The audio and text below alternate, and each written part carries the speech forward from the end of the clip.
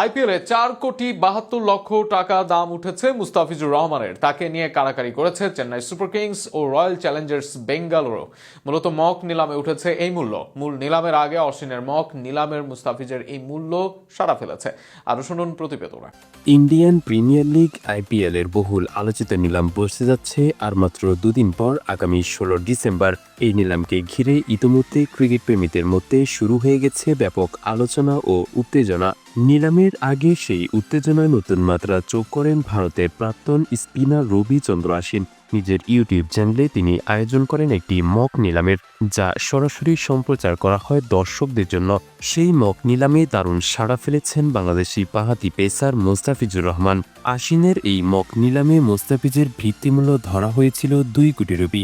নিলাম শুরু হতে তাকে দলে নিতে একাধিক ফ্র্যাঞ্চাইজি আগ্রহ দেখায়। বিশেষ করে চেন্নাই সুপার কিংস ও রয়্যাল চ্যালেঞ্জার্স বেঙ্গালুরু এর মধ্যে শুরু হয় তীব্র প্রতিযোগিতা।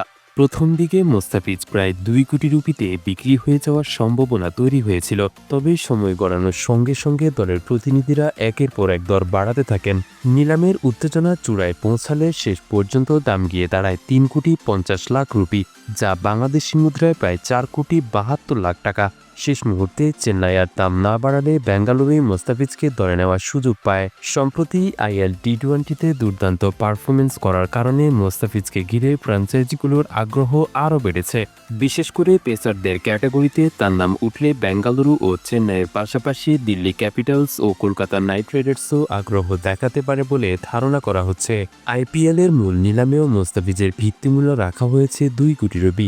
16 ডিসেম্বর অনুষ্ঠিত হতে যাওয়া এই নিলামে মুস্তাফিজের সঙ্গে আরও 39 জন ক্রিকেটার থাকছেন, যাদের সবার ভিত্তিমূল্য 2 কোটি রুপি।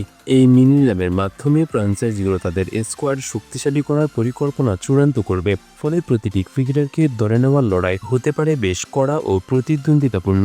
সবচেয়ে গুরুত্বপূর্ণ বিষয় হলো এবারের নিলামে সবচেয়ে বেশি অর্থ হাতে রয়েছে কলকাতা নাইট রাইডার্স ও চেন্নাই সুপার কিংসের। যদি এই দুই দল একসঙ্গে মুস্তাফিজের দিকে নজর দেয়, তাহলে অশ্বিনের মক নিলামে চেয়েও আরও বেশি মূল্যে আইপিএলে দল পেতে পারেন Mustafizur Rahman. Indian premier league IPL এর নিলাম হবে দুদিন পরেই, অর্থাৎ 16 ডিসেম্বর। এর আগে ক্রিকেট প্রেমীদের জন্য একটি মক নিলামের আয়োজন করেছিল ভারতের প্রাক্তন স্পিনার রবিচন্দ্রন অশ্বিন। এই মক নিলামে অন্যতম সাড়া ফেলেছেন বাংলাদেশি পেসার মুস্তাফিজুর রহমান। অশ্বিনের ইউটিউব চ্যানেলে সরাসরি সম্প্রচারিত এই অনুষ্ঠানে মুস্তাফিজের ভিত্তিমূল্য ধরা হয়েছিল 2 কোটি রুপিতে। বাঁহাতি পেসারকে দলে নিতে শুরু হয় প্রতিযোগিতা। নিলামের সময় মূলত চেন্নাই ও বেঙ্গালুরু দুটি ফ্র্যাঞ্চাইজি মুস্তাফিজকে দলে নিতে আগ্রহ দেখায়। শুরুতে মুস্তাফিজ প্রায় 2 কোটি রুপিতে বিক্রি হতে যাচ্ছিলেন। তখন চেন্নাই আগ্রহ প্রকাশ করলেও প্রতিযোগিতা ক্রমশ চরমে পৌঁছে। দুই দলের প্রতিনিধিরা পর্যায়ক্রমে দাম বাড়াতে থাকেন এবং শেষ পর্যন্ত বেড়ে যায় 3,50,00,000 রুপিতে, যা বাংলাদেশি টাকায় 4,72,00,000 টাকা প্রায়।